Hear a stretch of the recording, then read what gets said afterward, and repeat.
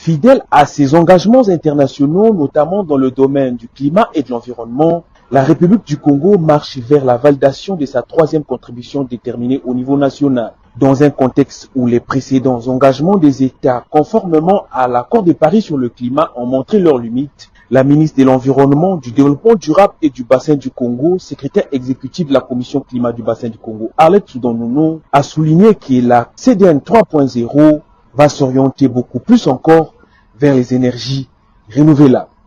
Notre CDN vise notamment le renforcement de notre capacité d'absorption et de séquestration de carbone, passant à 47,8% par rapport au scénario de référence à l'horizon 2035, grâce à des investissements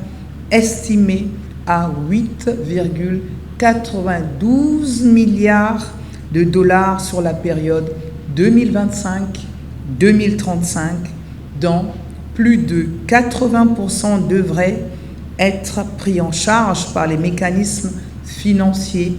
internationaux en contrepartie du service rendu au climat. La contribution de notre pays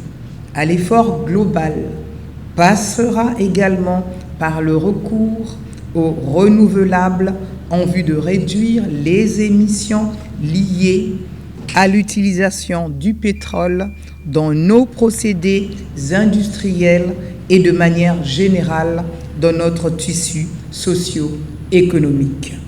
Le représentant de la NDC Partnership, qui est une coalition internationale des pays et d'institutions collaborant pour mener une action transformationnelle sur le climat par le biais du développement durable, a rappelé que les financements restent la clé de voûte pour atteindre les objectifs de réduction des gaz à effet de serre. Par la même occasion, l'ensemble des agences du système des Nations Unies a réitéré son engagement à accompagner le gouvernement congolais sur ces questions de lutte contre le changement climatique. Au nom du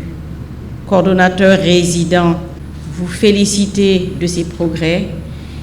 et réaffirmer l'engagement du système des Nations Unies à vous accompagner dans cette étape extrêmement importante de la CDN 3.0. Conformément à l'accord de Paris sur le climat, les contributions déterminées au niveau national sont révisées chaque 5 ans après.